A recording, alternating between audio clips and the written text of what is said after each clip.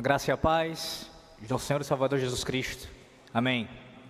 Abra sua Bíblia no Salmo de número 126. Salmo 126.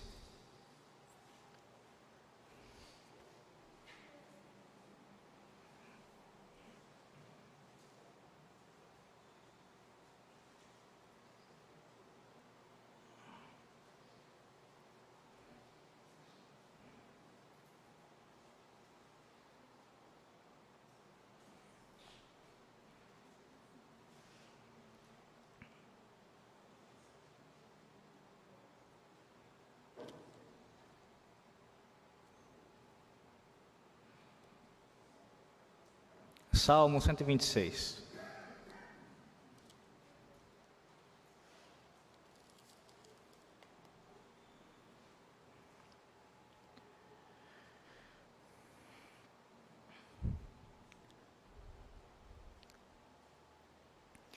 Assim diz o Senhor Deus: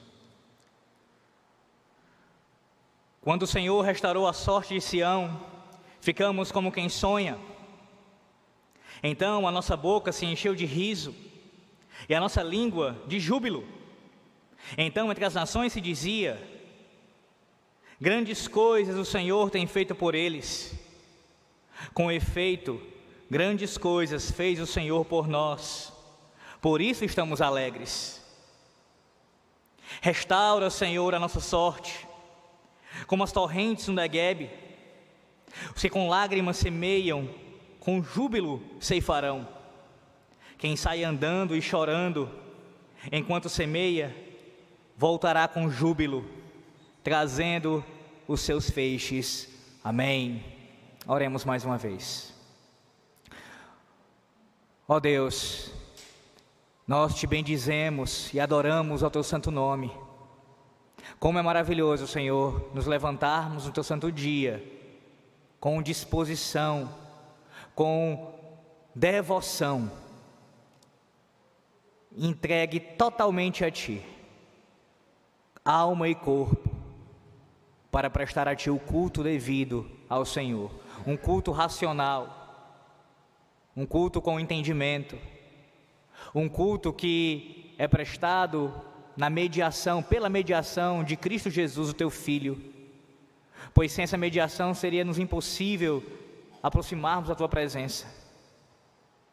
Ó Deus, que nessa manhã, como já foi rogado o Teu santo nome, que nós sejamos impactados pela Tua palavra, que nós sejamos edificados por ela, que a restauração do Senhor, ou o entendimento dessa restauração maravilhosa, que já aconteceu, mas ainda também acontecerá, possa ser abraçado por nós, crido por nós, e que descansemos nessa obra maravilhosa do Senhor Deus.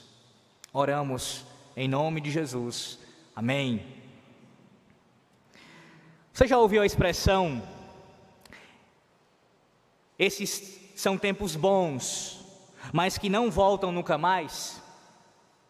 É uma expressão muito conhecida e bastante utilizada no mundo. Ela tem o objetivo de trazer um certo sentimento de nostalgia. São tempos bons que não voltam nunca mais. Normalmente isso se refere a algum tipo de experiência gloriosa do passado, algo que foi vivido pela pessoa e a marcou de maneira impactante em sua vida. Mas esse sentimento mundano de nostalgia, ele se tornou tão influente em nosso meio que até mesmo entrou no contexto do evangelicalismo, a ponto de um desses cantores do meio gospel, assim chamado, escrever uma música há alguns anos atrás, que tinha no seu início a seguinte frase: tempos bons, tempos que não voltam mais. A vida invade sem pedir licença, leva embora. Essa é uma noção mundana de nostalgia, que entende que coisas boas não se repetem mais, de que determinadas bênçãos específicas ou determinadas situações estão perdidas para sempre. Você se sente assim hoje? Você olha para 20, 30, 40 anos atrás e tudo que você consegue pensar é: que tempo bom, que não volta nunca mais. As pessoas que se alimentam desse tipo de pensamento, desse tipo de sentimento, elas costumam se tornar demasiadamente saudosas e, por conseguinte, deveras entristecidas. Se tornam pessoas depressivas, porque aquilo que elas gostariam de experimentar passou e elas não podem experimentar mais. Esse sentimento também influencia no desencorajamento dessas pessoas. Isso faz com que elas não deem atenção à vida no presente, percam a perspectiva de futuro. Além disso, elas também passam a viver revoltadas, inconformadas com aquilo que experimentam no presente. Que tempo bom, que não volta nunca mais. Mas quando nós olhamos, meus irmãos, nessa manhã aqui do dia do Senhor, para este salmo, Salmo 126, nós vemos aqui o salmista expressando um sentimento justamente ao contrário disso. Ele olha para o passado, não com esse tipo de nostalgia mundana, mas com uma santa esperança. Ele olha para o que Deus fez lá atrás, na história do povo da aliança, e ele pode, através dessa experiência, ter encorajamento no presente e olhar com grande esperança para o futuro. Sim, é exatamente sobre essa verdade que nós meditaremos essa manhã, que o texto do Salmo 126 traz para nós aqui, a saber que a magnífica restauração de Deus no passado precisa nos encorajar no presente e nos dar esperança para o futuro. Sim, a magnífica restauração de Deus no passado precisa nos encorajar no presente e nos dar esperança para o futuro. Veremos isso em 2 pontos. Veja, do versículo de número 1 ao versículo 3, nós veremos aqui a inauguração da restauração, do 1 ao 3. E no versículo 4 a 6, a segunda parte do Salmo, nós veremos a consumação da restauração, a inauguração da restauração e a consumação da restauração. Volte os olhos ao texto, verso 1, veremos aqui a inauguração da restauração. Verso 1 diz assim: quando o Senhor restaurou a sorte de Sião, ficamos como quem sonha. Há algum tempo, não muito, eu preguei aqui no Salmo 127, e talvez você consiga se lembrar que, assim como o Salmo 127, este salmo aqui faz parte de um grupo de salmos chamados de cânticos de romagem. Cânticos que eram entoados pelo povo de Deus naquele período, no contexto da peregrinação, quando eles caminhavam, quando eles andavam até Jerusalém, até o templo, para servirem ao Senhor com o culto. E nesse caminho de peregrinação, eles entoavam esses cânticos. Então o Salmo 126, ele faz parte desse grupo seleto de cânticos, que vai do Salmo 120 até o Salmo 134. Diferentemente do Salmo 127, que nós sabemos quem é o autor do Salmo, Salomão, esse Salmo aqui não nos diz, não há aqui para nós menção ao seu autor, de quem de fato compôs esse cântico. O contexto, inclusive, em que ele foi escrito, há debates entre comentaristas para saber com exatidão ao que o salmista aqui estava se referindo. Contudo, boa parte deles, inclusive Calvino, assevera de forma taxativa aqui, que o salmista está se referindo ao período em que o povo tinha deixado ou começado a deixar o cativeiro babilônico e retornar para a terra prometida. Seria esse o contexto aqui. O povo estava começando a regressar, a retornar do cativeiro, agora já não mais o Império Babilônico reinando, mas o Império Persa, e nessa primeira leva, nesse primeiro movimento de retorno à terra prometida, esse cântico, nesse contexto, ele é composto. para falar dessa obra maravilhosa da graça de Deus, de restauração, de inauguração de uma restauração do povo à terra que o Senhor Deus havia lhes dado. E o verso número 1, na verdade, esses versos iniciais aqui, começando logo por esse primeiro, já nos mostra isso. A forma como o salmista se expressa aqui é em cântico, é em adoração, é em louvor a Deus. Ele rompe em louvor a Deus aqui, pela sua restauração, por ela ter sido inaugurada. E por quê? Qual é a razão do salmista fazer isso? Qual é a base, o porquê que ele está tão eufórico, tão alegre, tão jubilante pelo fato do Senhor Deus ter realizado aquilo? Ora, meus irmãos, como nós sabemos, a vida no cativeiro não era fácil.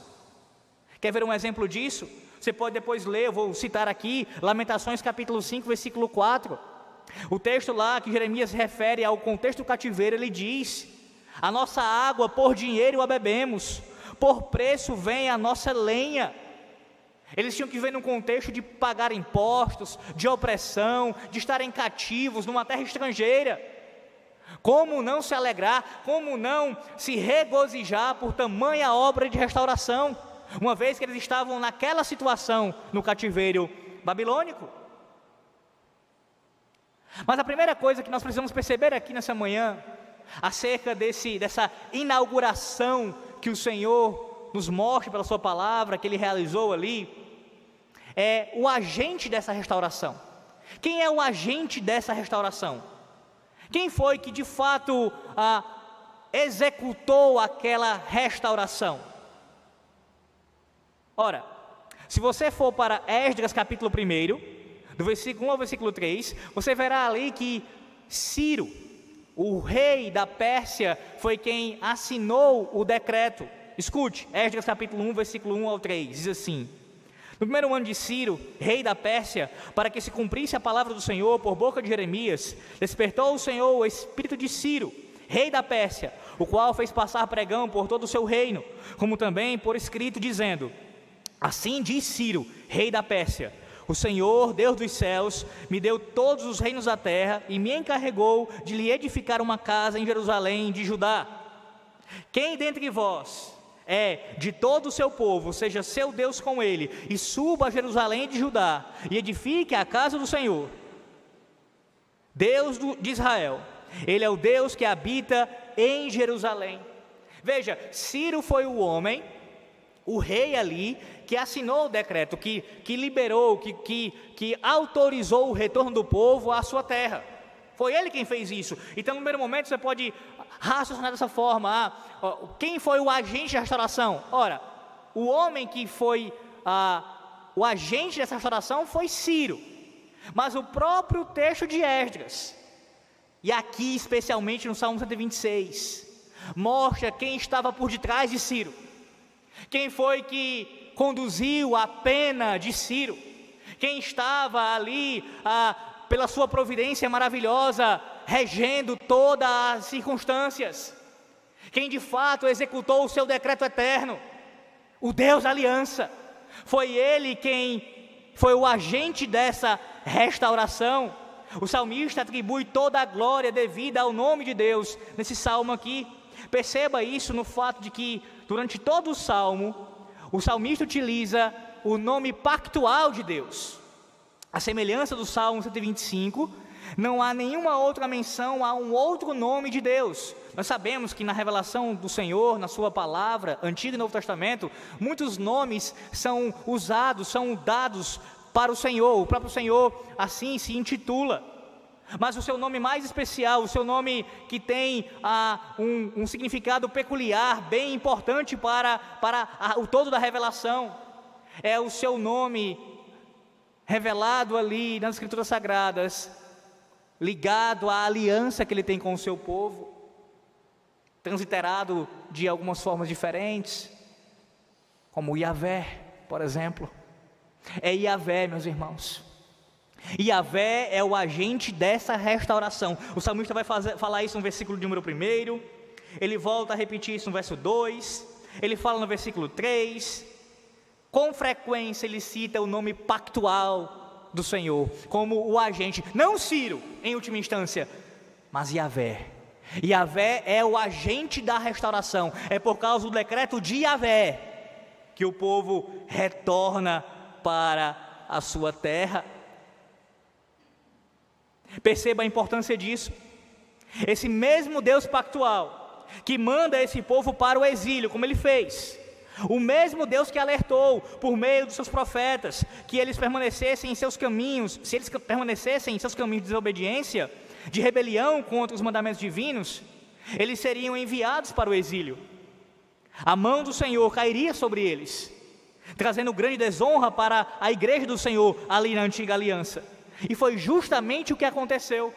Por eles não se arrependerem, por eles não darem ouvidos à palavra de Deus por meio dos profetas, eles foram para o exílio. Eles provaram a disciplina de Yahvé,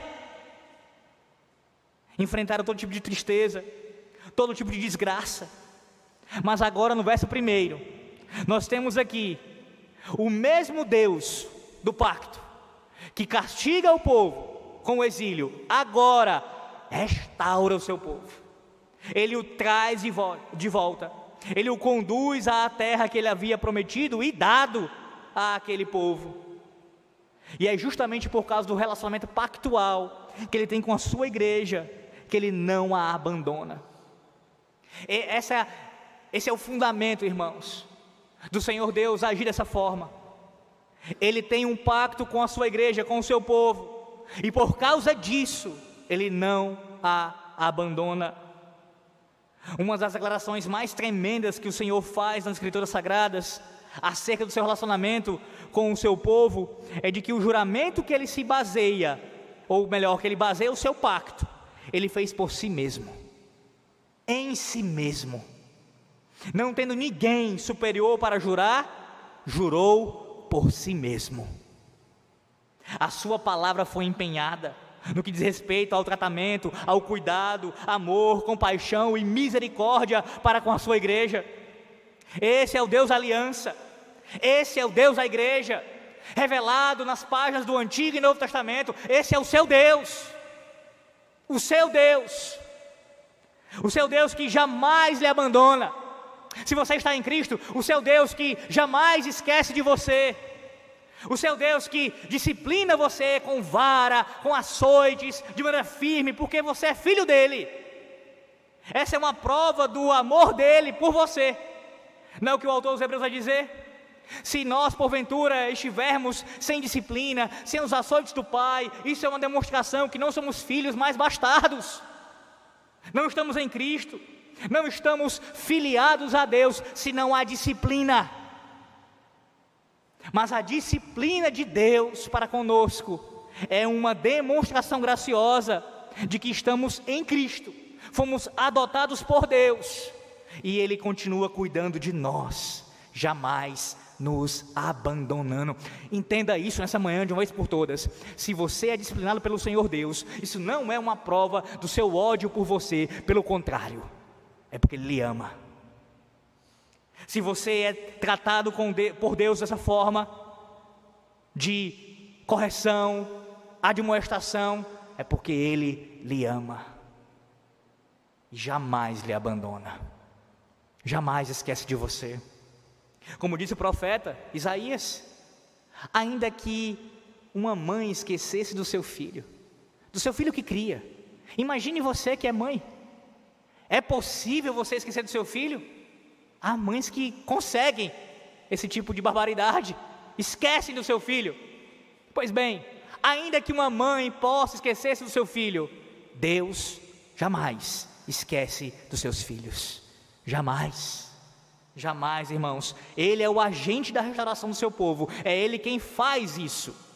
Em segundo lugar, nós também aprendemos aqui, no verso 1, acerca de quem é o alvo dessa restauração. O agente, e agora vemos o alvo da restauração. Verso 1 de novo. Quando o Senhor restaurou a sorte de Sião. Sião aqui é uma outra palavra para Jerusalém. Tradução aqui, também usada para Jerusalém. É o alvo da restauração de Deus. Não são poucos os que ainda hoje nutrem carinho e uma grande atenção com a nação de Israel.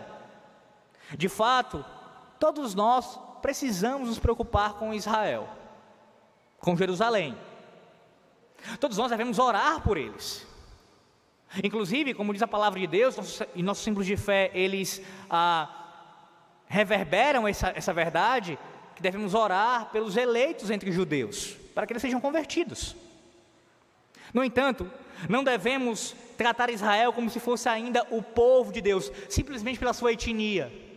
Nasceu judeu, está ali entre a linhagem de sangue de Abraão, então, portanto, você raciocina, é servo de Deus, é meu irmão, faz parte do povo da aliança. Não pense dessa forma. Ou então como se houvesse dois povos distintos, que Deus trata de forma diferente com um, Israel, e com o outro que seria os gentios convertidos a Cristo. Nós não devemos ser sionistas, irmãos.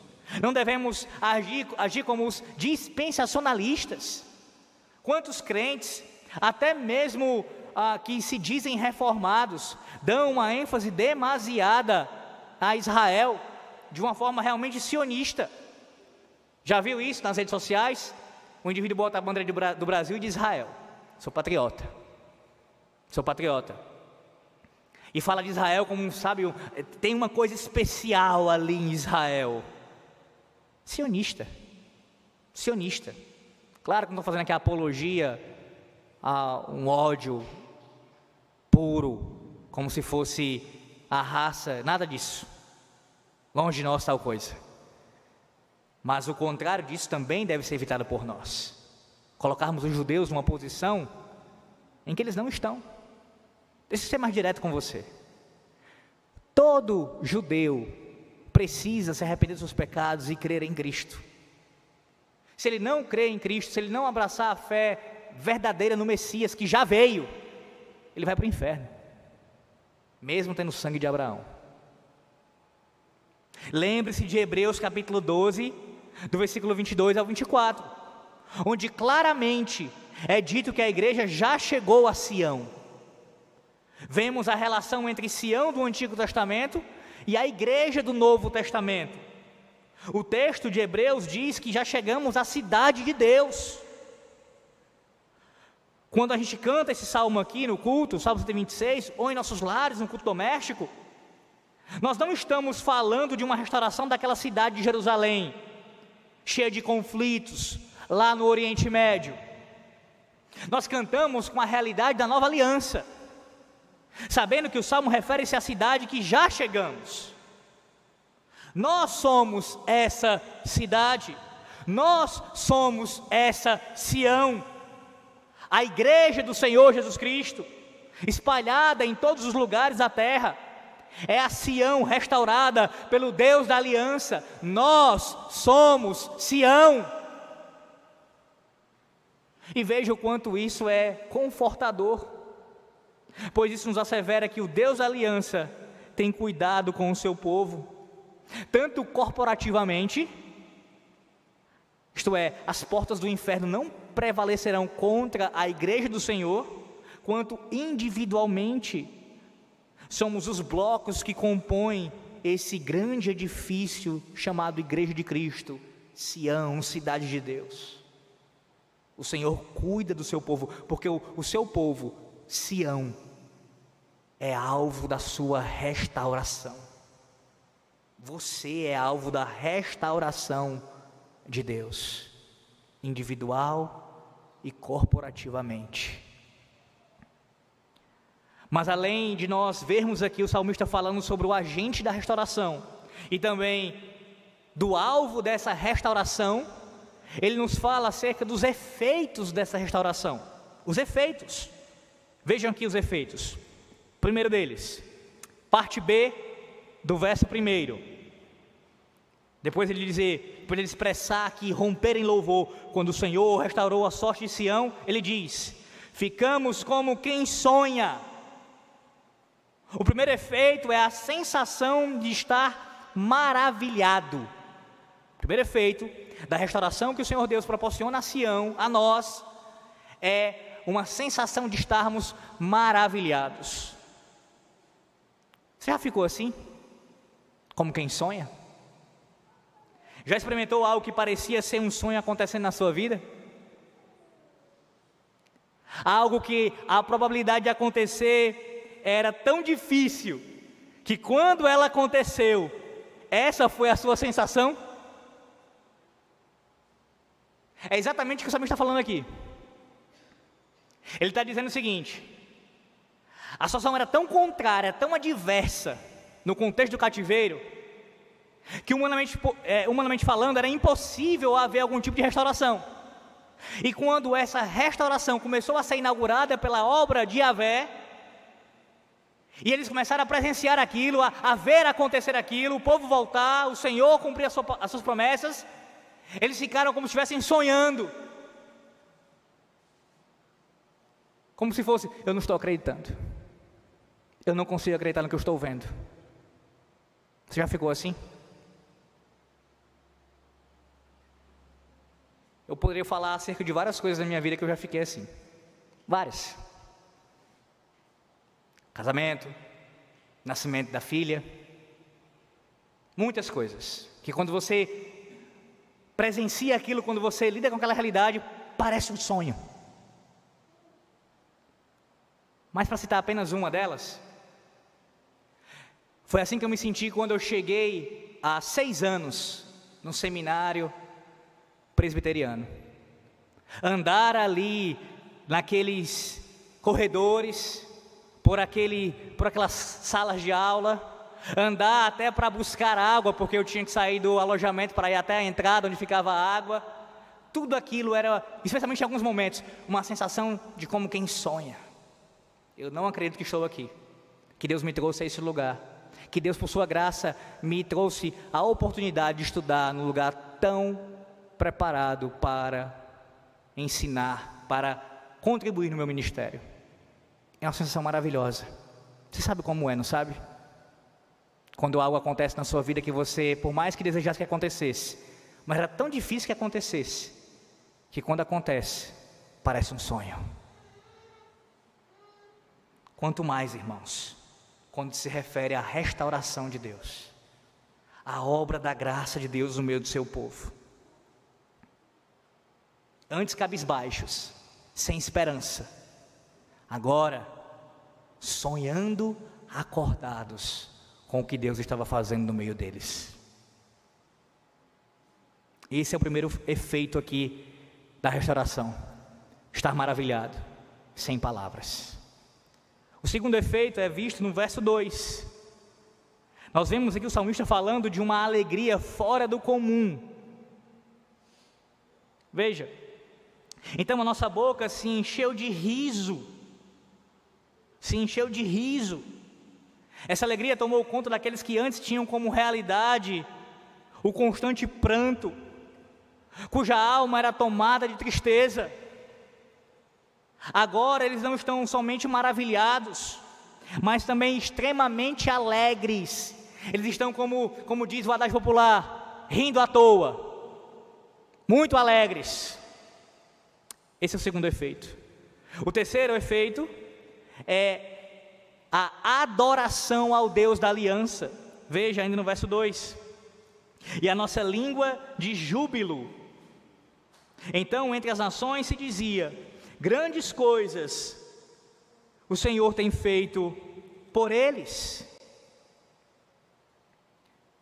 Quando eles experimentaram a restauração do Senhor, ficaram maravilhados, ficaram alegres, e a atitude que eles tiveram diante daquela ação bondosa de Deus, graciosa de Deus, foi de manifestar isso através de canto, de música, de louvor. É muito comum entre nós, quando nós estamos felizes, a gente agir dessa forma. Nós revertemos nossa alegria em canto. Isso pode acontecer por meio de assobios, por exemplo, ou então nós cantarolamos melodias. Você sabe do que eu estou falando. Estamos tão felizes, tão alegres com alguma coisa que aconteceu no nosso dia, que a gente começa a cantar do nada, a cantarolar. fazer melodias. E isso começa desde cedo, da mais tenra idade, desde criança. Minhas memórias então com relação a isso, desde criança a gente já começa a cantarolar quando está alegre. E tenho visto isso então em casa, agora com nossa filha, que desde o ventre, quando ouvia os salmos sendo cantados por nós, especialmente pela sua mãe, quando estava ali cantando para ela ouvir, ela já manifestava alguma reação no ventre. E pós-parto, agora conosco ali, em nosso meio, ela manifesta a mesma alegria. Não pode ouvir uma música, não pode ouvir uma canção que começa já a cantarolar, começa já a agir de uma forma, a ficar alegre com aquela música. No culto doméstico então, o momento dos salmos, de cantar os salmos, é especialmente querido por ela. É assim conosco, desde a mais tenra idade, nós cantarolamos quando estamos alegres. Perceba que a língua aqui, que ele menciona, ela está cheia de júbilo, e ela está cheia de júbilo porque ela está associada a Yahvé. Todo esse salmo, o 126, assim como todo o saltério, os 150 salmos, são nada menos que línguas cheias de júbilo, se apresentando a Yahvé em culto. Os salmistas adorando a Deus alegremente, cantando a Ele com suas línguas cheias de júbilo, por todas as suas maravilhas e por quem Ele é. Isso é expresso também no Novo Testamento. Lembra de Tiago capítulo 5, versículo 13? Lá em Tiago 5, versículo 13, Tiago diz, ele questiona: está alegre? Está alguém alegre? Cante salmos. Essa é a palavra no original. Cante salmos. Está alguém alegre? Cante salmos. Inclusive esse é um dos fundamentos exegéticos da sentença do capítulo 21, do parágrafo 5º da Confissão de Fé de Westminster. Um dos textos bíblicos que os divines utilizaram ali para fundamentar o cântico de salmos com alegria, com gratidão no coração, é Tiago 5,13. Está alguém alegre? Cante salmos. Assim também como diz o nosso diretório de culto de Westminster, em sua sessão sobre a observância dos dias públicos de ações de graça, eles dizem nessa sentença: o cântico de salmos é, acima de tudo, a mais apropriada ordenança para expressar alegria e ações de graça.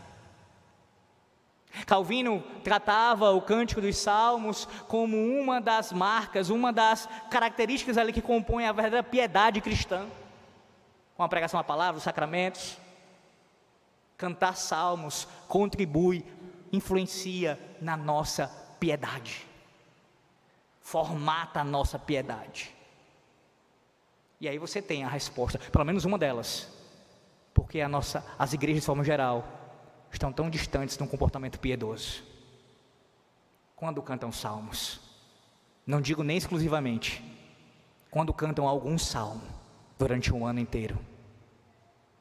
Mas aqui o salmista entoa a Deus, por meio desse salmo, um cântico de louvor, manifestando sua alegria, com um coração jubiloso, a língua refletindo esse júbilo do coração, adorando a Deus. E nessa expressão de louvor a Deus, ele fala sobre as grandes coisas que o Senhor Deus tem feito, no caso aqui, usando uma expressão do que as nações se dizia acerca de Israel. Veja, então entre as nações se dizia, entre os povos pagãos se dizia, grandes coisas o Senhor tem feito por eles. O regresso aqui do povo, a restauração de Yahvé para com Sião, também ela trouxe efeitos sobre outras nações. O profeta Isaías falou sobre o povo de Deus como suas testemunhas. Escute, Isaías capítulo 43, versículo 10 ao 13. Vós sois as minhas testemunhas, diz o Senhor, o meu servo a quem escolhi, para que eu saibais e me creiais e entendais que sou eu mesmo, e que antes de mim Deus nenhum se formou, e depois de mim nenhum haverá. Eu sou o Senhor, e fora de mim não há Salvador. Eu anunciei salvação, realizei-a e a fiz ouvir. Deus estranho não houve entre vós, pois vós sois as minhas testemunhas, diz o Senhor. Eu sou Deus. Ainda antes que houvesse dia, eu era, e ninguém há que possa livrar alguém das minhas mãos. Agindo eu, quem o impedirá? A ideia aqui é que os povos estão olhando para a restauração de Yahvé para com Sião, e de certa forma aqui, dando glória a Deus, atribuindo a Ele a glória devido ao seu nome, observando que o que estava acontecendo era algo diferente, era algo sobrenatural, e através disso o povo testemunhava das obras de Deus. A ideia seria como se ele estivesse expressando assim: o Senhor os tem tratado magnificamente. Esta mesma confissão aqui foi feita pelos que regressavam, que com base na experiência pessoal testificavam do poder redentor de Deus. Portanto, o salmista não apenas se maravilha com a restauração, não apenas se alegra com a restauração, mas também presta culto a Yahvé pela restauração. O terceiro efeito é esse: culto a Yahvé. O quarto e último efeito aqui mencionado no versículo número 3, vejamos: com efeito, grandes coisas fez o Senhor por eles, por nós, por isso estamos alegres. O quarto efeito aqui é o reconhecimento das maravilhas do Senhor. Depois de ficarem maravilhados, se alegrarem e prestarem culto, agora as suas memórias são alimentadas com as obras do Senhor, mais especificamente a restauração.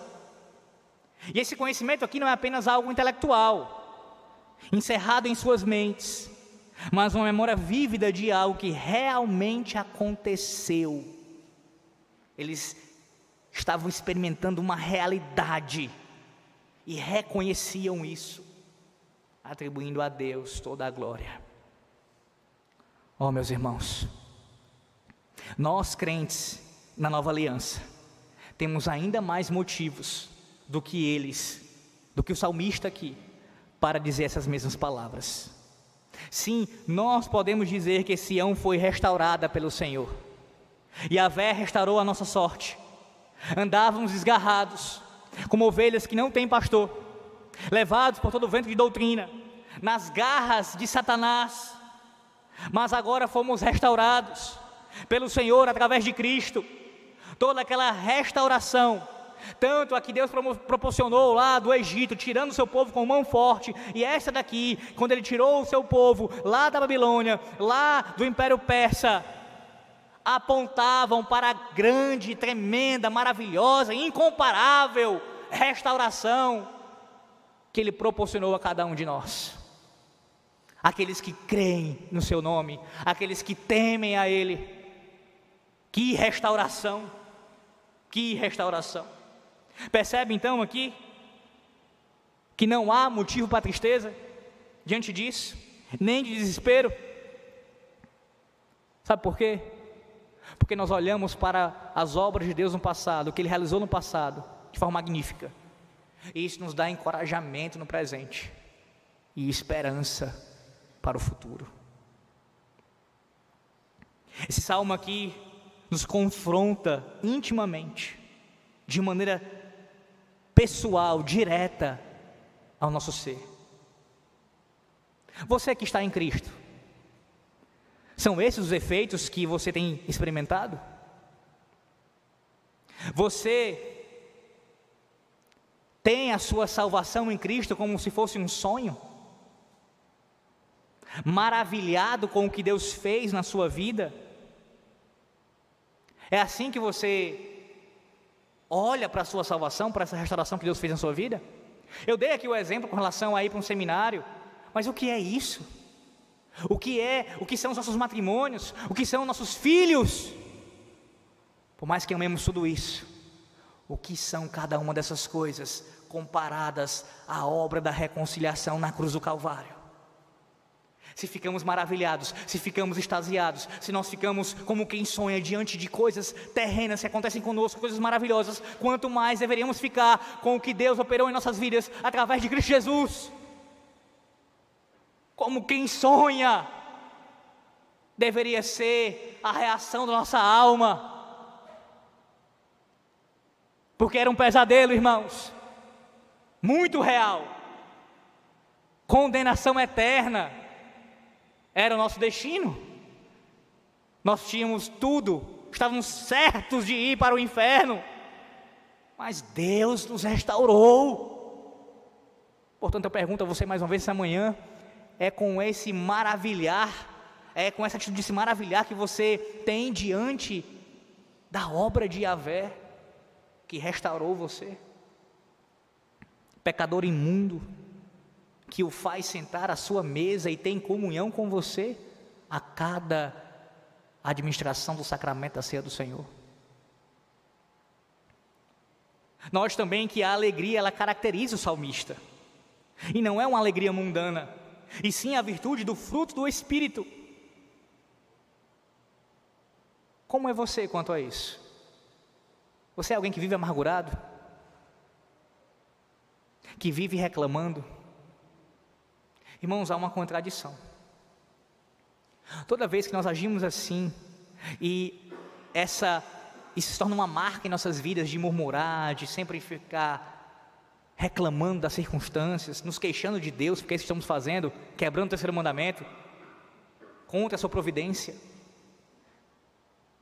Nós estamos indo contra aquilo que a Bíblia diz acerca de qual deve ser a nossa atitude diante da obra restauradora de Yahvé: a alegria.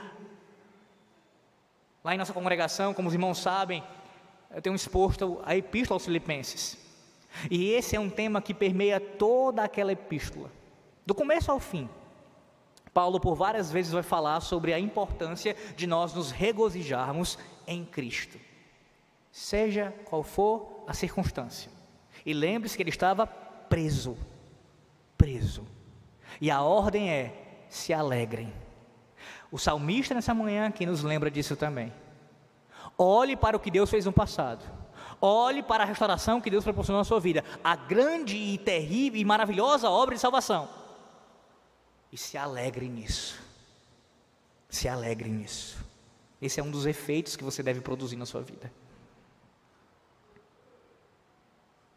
E quanto ao culto, à adoração a Deus,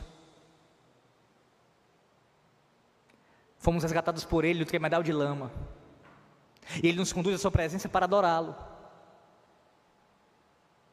Você vem para cá toda manhã no dia do Senhor, e à tarde, às tardes também, com esse entendimento, e com sendo essa uma das suas motivações, olhando para a obra restauradora de Yahvé por Sião e dando glória a Deus por isso, entendendo que a razão de você estar aqui, pelo menos uma delas, é justamente para prestar adoração a Deus por causa dessa obra maravilhosa?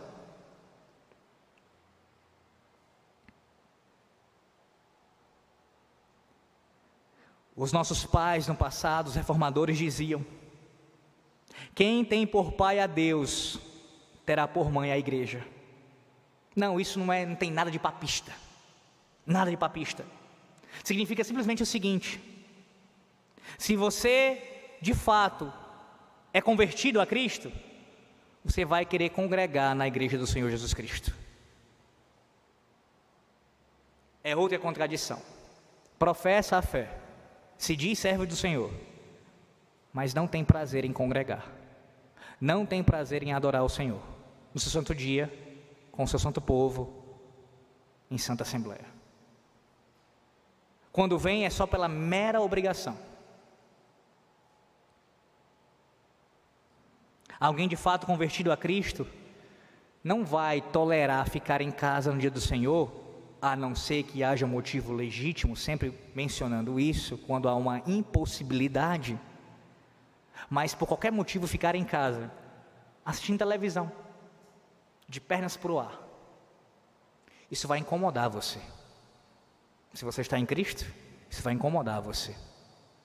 Ainda mais sendo ouvido tantas vezes desse púlpito aqui, e nas nossas aulas, escola bíblica, doutrinas, o quão importante é guardar o dia do Senhor e prestar culto a Ele com o seu povo nesse dia. Por que você está aqui nessa manhã?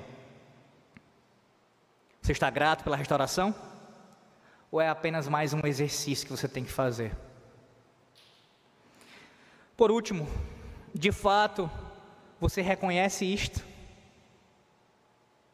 O capítulo 10 da nossa confissão de fé, que fala da vocação eficaz ali, uma das verdades que o capítulo traz em suas sessões é sobre a necessidade de reconhecimento de nossa miserabilidade.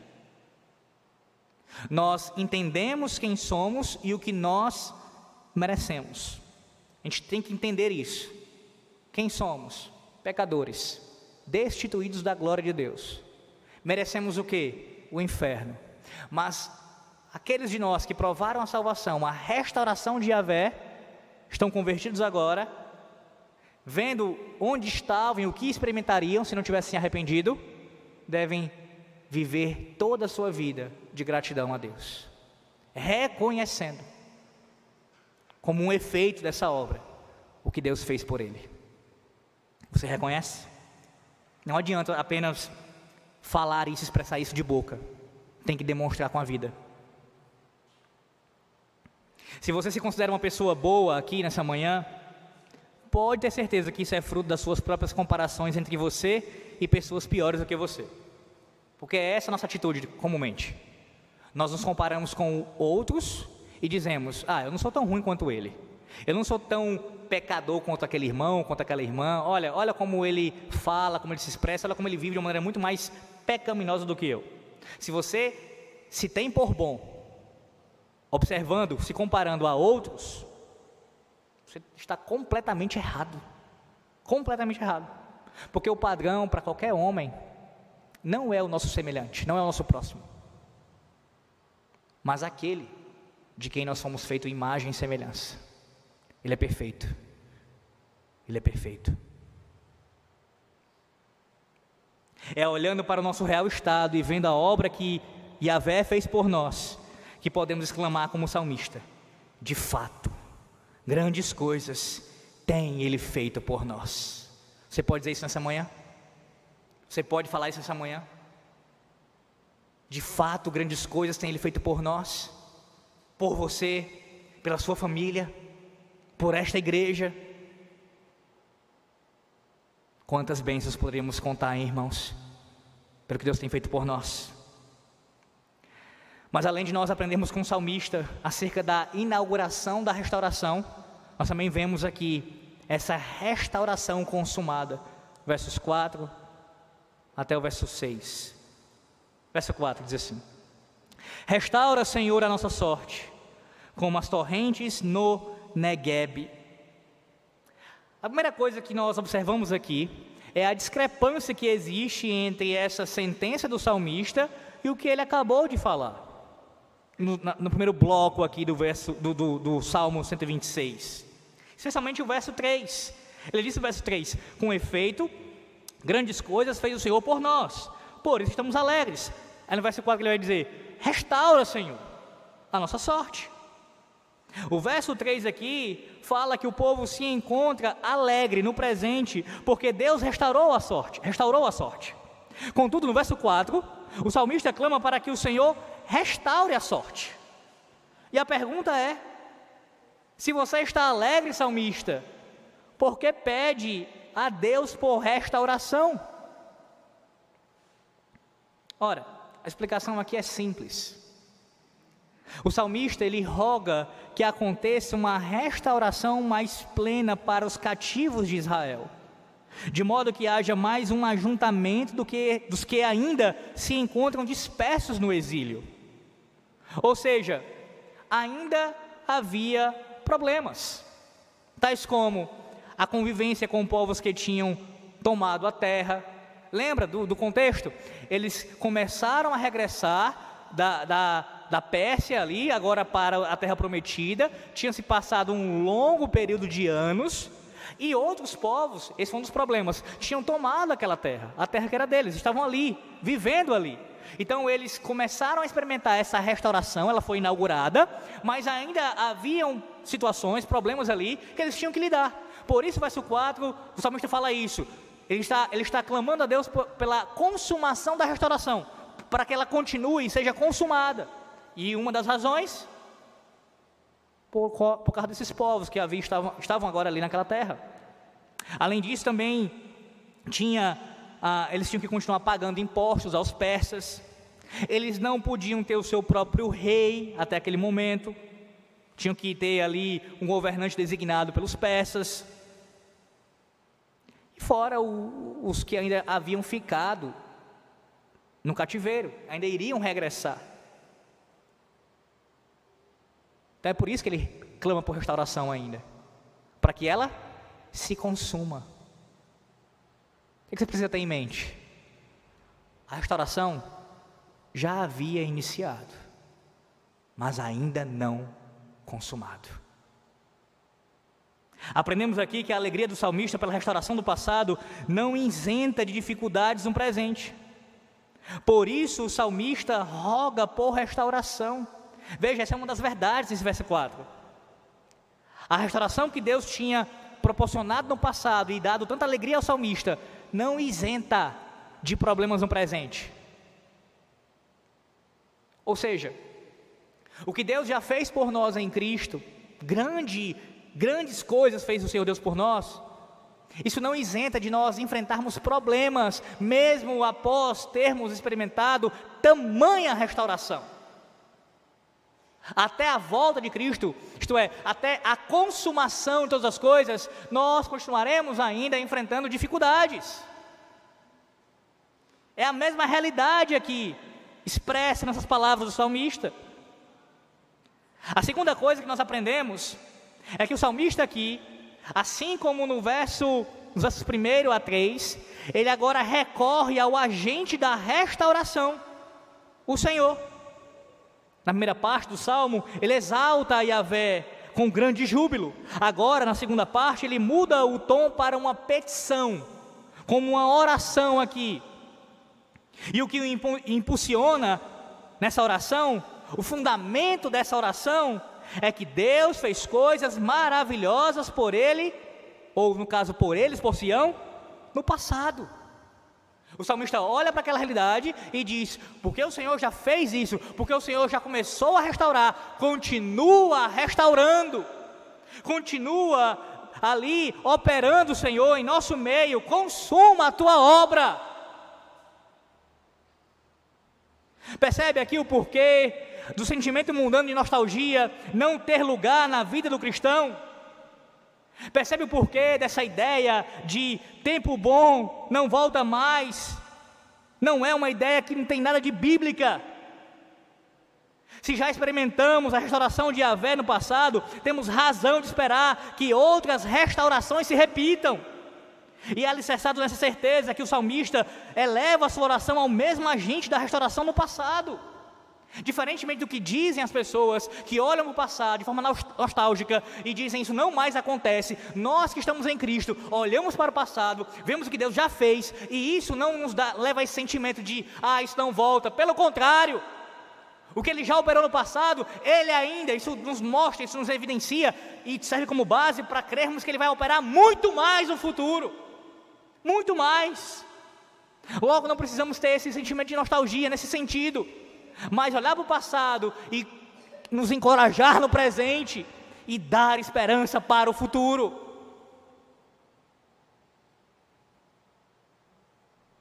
É impressionante como nós esquecemos disso.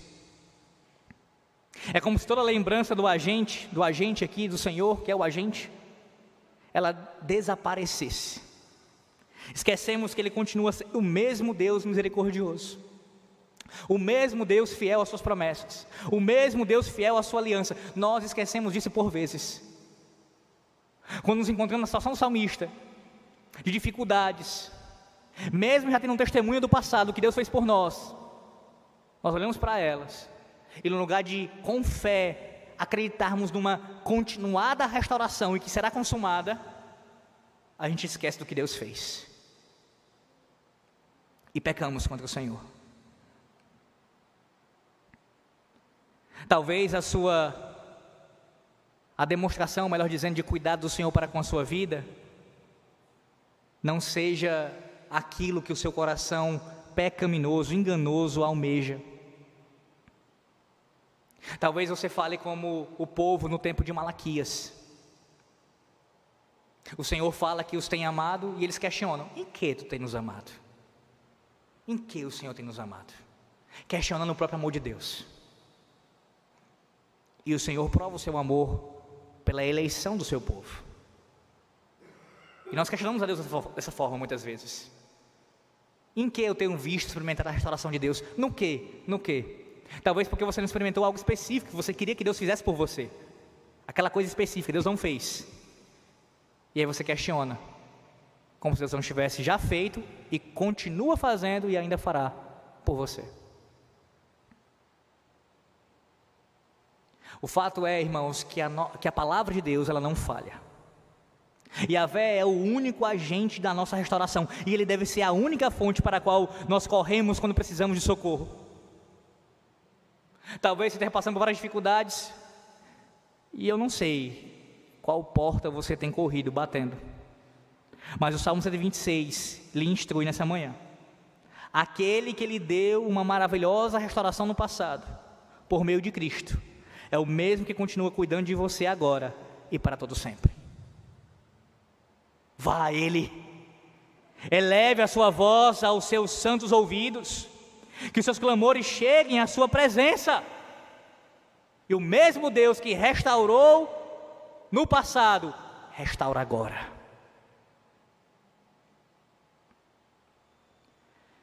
Em seguida, o salmista utiliza duas ilustrações aqui, para, com força, através dessas ilustrações, nos mostrar aqui a restauração do Senhor, como ela se dá. Note a força dessas ilustrações. A primeira delas, as torrentes do Negueb. A segunda parte do verso 4, como as torrentes no Negueb. Se você conhece um pouco da região da Palestina, sabe que o Negueb fica na região sul de Judá. Essa é uma das regiões mais áridas, região semelhante ao sertão nordestino, onde a terra é estorricada, onde não há água. Nessas circunstâncias de tremenda sequidão, que o salmista ele parece descrever a sua alma. A minha alma está seca, Yahvé, mas tu podes restaurar a nossa sorte como as torrentes do Negueb. Uma das características dessa região geográfica é que em certos períodos do ano, chuvas torrenciais acontecem, de tal maneira que córregos passam a ser formados naquilo que antes era terra estorricada. Vida, naquele vale da morte, aparece do dia para a noite. As chuvas são tão copiosas que possuem força para levar com elas sedimentos, e sulcos são formados, as plantas florescem e o verde cobre a terra. Verdadeiros oásis são criados por causa das torrentes do Negueb. Eu peço a você, quando tiver um tempo em casa, vai ao YouTube e veja isso, coloque lá, tem uns vídeos que mostram esse fenômeno acontecendo. As torrentes do Negueb ali surgindo naquele deserto. É exatamente com essa ilustração que o salmista diz: Yahvé, restaura a nossa sorte, assim como o Senhor faz brotar água onde só há destruição e sequidão. De acordo com a tua soberana graça, ó Yahvé, restaura a nossa sorte. A segunda ilustração aqui, versos 5 e 6. Os que com lágrimas semeiam, com júbilo ceifarão. Quem sai andando e chorando enquanto semeia, voltará com júbilo, trazendo seus feixes.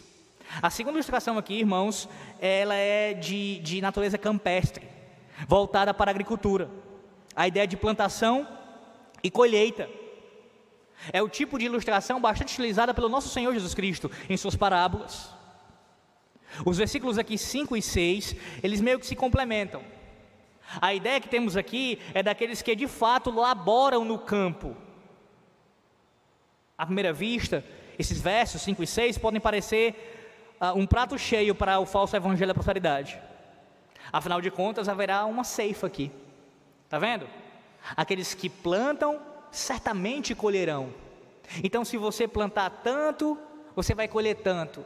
Estão entre os textos que esses falsos pregadores da teologia da prosperidade vão utilizar fora do seu contexto para querer falar de bênçãos apenas no contexto terreno e financeiro.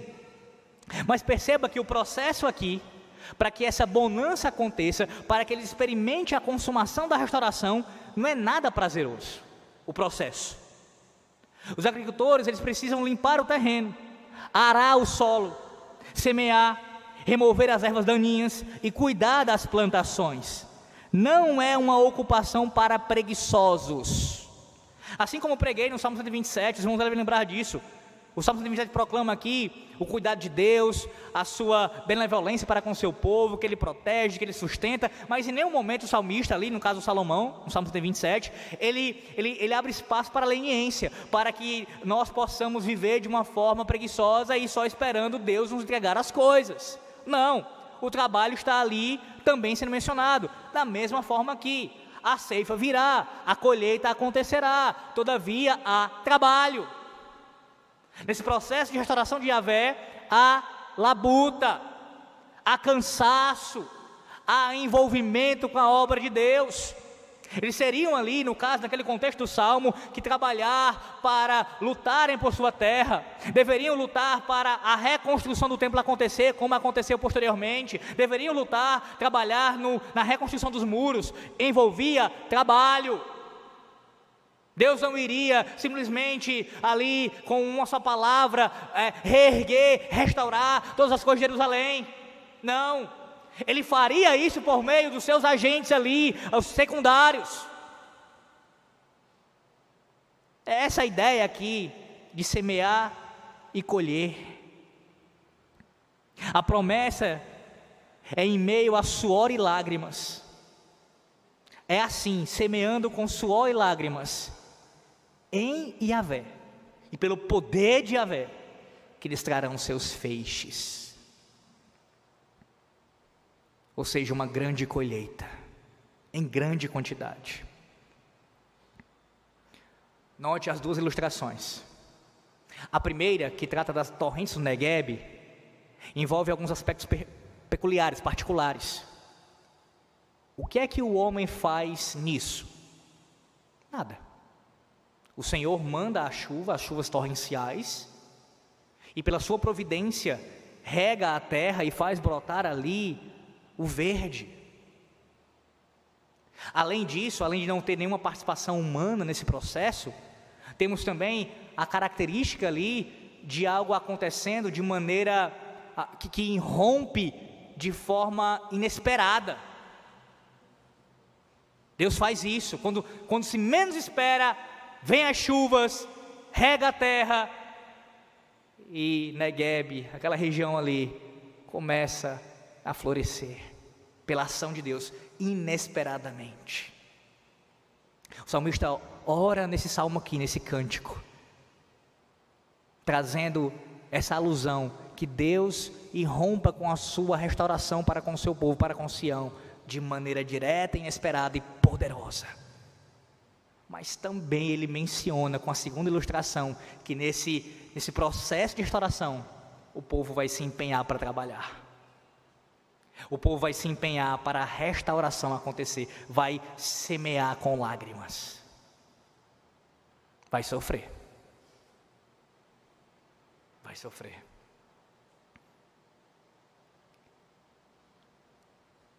Nós queremos restauração em nossas vidas. E aqui falando de maneira mais particular essas aplicações. Queremos restauração em nossos casamentos, restauração na criação dos nossos filhos, restauração na igreja, reforma aconteça, mas nós não queremos trabalhar por isso. Até dizemos, não, mas vem da mão de Deus, Ele fará como nas torrentes do Negueb. Sim, é verdade, mas não esqueça a segunda ilustração. Não esqueça, para que haja restauração no casamento, na criação dos filhos, em qualquer coisa na sua vida, para que Deus faça isso, também envolve o seu trabalho, que Ele conduz você nisso, para que no final das contas, quando você experimentar a restauração, você vai ver que até o seu trabalho, até o seu empenho, até o seu plantio, foi por causa de Deus, que te deu o poder para fazer isso, a capacidade para fazer isso, e sustentou você.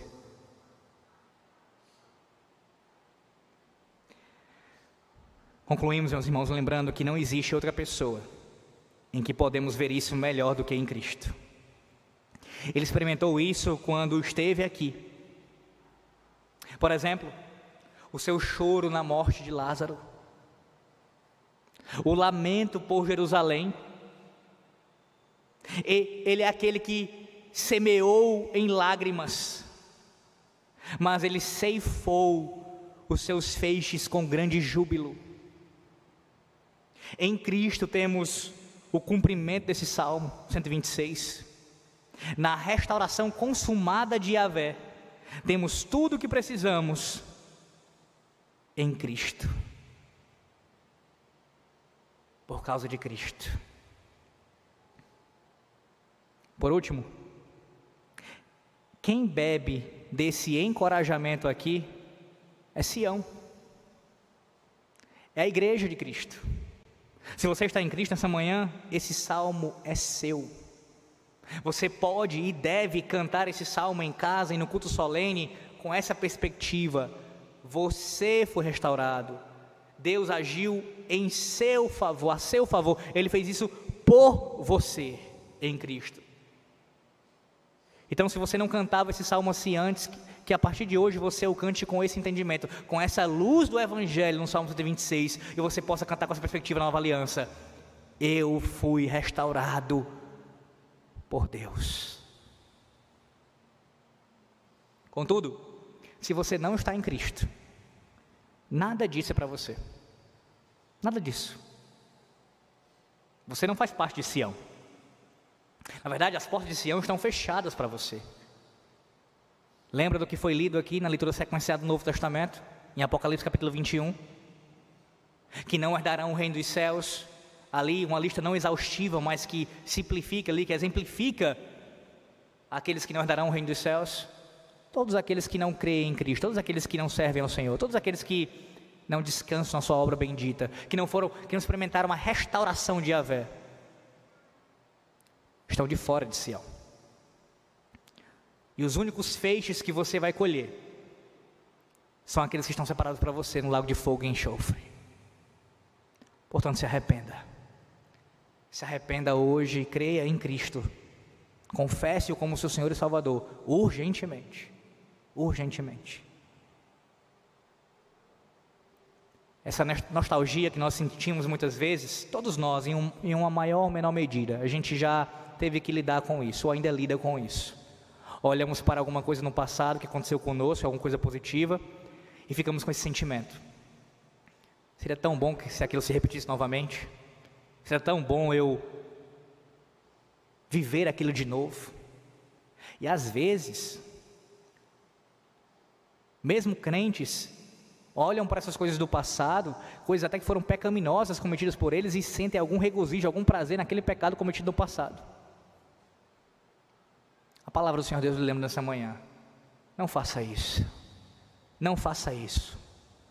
Quando olhar para o passado, olhe para a obra restauradora de Deus, para que te dê encorajamento no presente e esperança para o futuro. Você é Sião, você está em Sião. Nós aqui, a igreja de Cristo, reunida nessa igreja aqui, visível a Betel, somos o Sião, somos a Sião do Senhor. Cantamos a Ele os cânticos de Sião, por meio de Cristo, porque já experimentamos a magnífica restauração de Yahvé. Que o Senhor Deus os abençoe nessa manhã, com esse entendimento, com graça e com misericórdia. Amém. Oremos mais uma vez. Ó Deus, nós te damos graça nessa manhã, pela Tua palavra, o Teu salmo maravilhoso, que compõe aqui esse inário que o Senhor nos deu pelo Teu Santo Espírito, para que nós, através dos Teus cânticos, cantássemos a Ti aquilo que agrada ao Senhor, aquilo que é ordenado pelo Senhor, aquilo que fortalece a nossa piedade, produz em nós piedade. Ó Deus, e isso deve ser feito com entendimento, nós sabemos, Obrigado por nos dar maior entendimento desse cântico e nos ajuda a continuarmos crescendo nesse conhecimento de todo o saltério, para que quando entoarmos em família ou no culto solene, o façamos com gratidão em nossos corações, sabendo que o Senhor Deus fez por nós em Cristo.